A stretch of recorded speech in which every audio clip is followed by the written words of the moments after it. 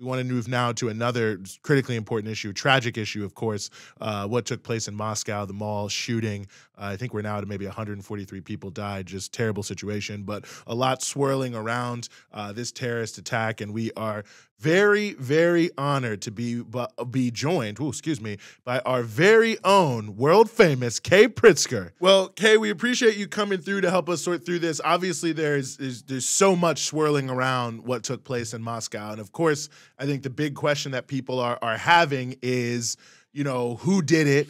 Obviously, ISIS, or allegedly ISIS-K in Afghanistan, has claimed credit for it. The Russian government is saying that Ukraine is behind it. There's debate about maybe they were even working together on some people. So there's all this sort of swirling thing. I guess I just wonder, really, what do you think about this debate in and of itself around, the whodunit, when we don't really know exactly what's going on yet? Yeah, this whole debate is almost misframed, especially on the U.S.'s side, because, they're saying ISIS was just the sole one involved, or the sole group involved. But regardless of who pulled the trigger, I think any discussion of this topic has to start with where ISIS actually comes from, and that's from the United States. ISIS came out of the power vacuum that was created after the U.S. invaded Iraq, destroyed its government, destabilized the country, and demobilized the Ba'athist government and the Iraqi army, which left a bunch of people out on the street with guns and no jobs. And of course, they went and formed groups like Al-Qaeda in Iraq, and then eventually ISIS. You talk about where ISIS-K comes from, the ISIS affiliate in Afghanistan that's accused of orchestrating this attack. They came out of the power vacuum that was created when the U.S. invaded Afghanistan, and tried to put all of these puppet governments in power, and failed, and eventually handed the government over to the Taliban, which created an environment where these sort of Wahhabist Islamic fundamentalist groups could sort of thrive in. So from that angle, the U.S. can't really escape this. And moreover, the U.S. really, Wahhabism and Islamic fundamentalism is in and of itself sort of a U.S. creation. It was not only the U.S. that funded and armed the Taliban, that trained and supported Osama bin Laden when he was fighting the Soviets in Afghanistan, but they also forged this relationship with Saudi Arabia and was really behind Saudi Arabia's diplomatic pivot to exporting Wahhabist ideology. They went to Saudi Arabia and they said, your enemy it's not Israel, it's not the West, it's not imperialism. Your enemy is communism. Your enemy is, the sort of atheistic Soviet Union. And they started flooding the world with Wahhabist textbooks, building Wahhabist schools in Pakistan, throughout the Islamic world, with a lot of the money that they got through this oil deal they struck with the U.S. So even from an ideological perspective, the spread of Islamic terrorism, or radical Islam, Wahhabist ideology, is in and of itself a U.S. Creation. And then you talk about the spread of ISIS. What is ISIS doing in Afghanistan? What is ISIS doing in Tajikistan, where these terrorists that carried out the attack were based out of? The U.S. then launched wars in Libya, in Syria, in Yemen, in Somalia, and created more power vacuums for ISIS to spread all around the world. Outside of just the Levant, they've now spread to West Africa. They've spread to the Arabian Peninsula. They've spread to South Asia. I've even heard there's ISIS in the Philippines. So the United States and U.S. foreign policy is behind the spread of ISIS, of these terrorist groups, this ideology behind these terrorist groups. So to just say, oh, well, ISIS, they're the ones that planned the attack. Who created ISIS to begin with? And, who created all these contradictions and all this tension surrounding Russia right now, that was obviously very likely linked to this attack?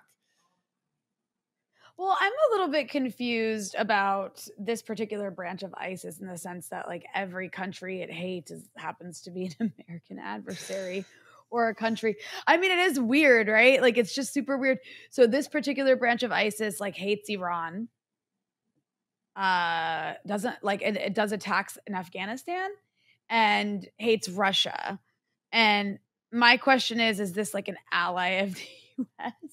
Like, I don't know where else your mind's supposed to go from that. But also, I mean, more importantly, the Russians themselves, like the Russian government, is claiming some sort of Ukrainian involvement. So what are your thoughts on that, Kei? Is it plausible there was some Ukrainian involvement? I think at some point some Ukrainian official tried to suggest that this was some Russian false flag to try to make Ukraine look bad. And I'm like, all right, now everyone's just accusing everyone of stuff. So yeah, explain all this to me because I don't understand. Yeah, I mean, I think to start off, the fact that the U.S. came out and said like a few hours after the attack that ISIS is the sole responsible party, that there's no signs of Ukrainian involvement. I mean, this is before Russia had even detained the suspects. This is before they gave their confessions. This is before they appeared in court. The U.S. somehow already knew that Ukraine wasn't involved, and it's like, how did they know that? It's almost like they just threw out their narrative on this, and they said, okay, we'll make the facts align after the fact. But is it so preposterous? I mean, this is what the U.S. keeps saying, that it's ridiculous for Russia to suggest that there's Ukrainian involvement. And I mean, it's preposterous to say that Ukraine might have had a hand in this. I mean, Ukraine has been at war with Russia for the last 2 years. Of course they have, it's not like they don't have some incentive to see an attack like this happen.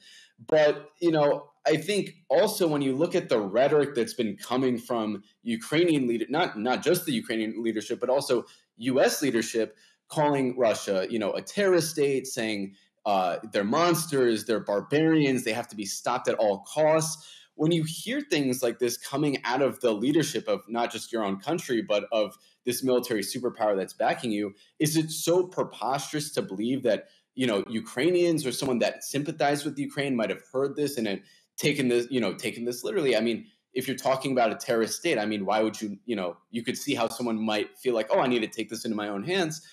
But moreover, on the socialist program, Brian raised a very interesting quote from Mark Milley, who's one of the top generals in the U.S. military.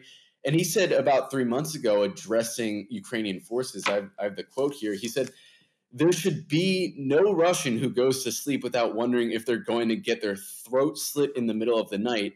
You got to get back there and create a campaign behind enemy lines."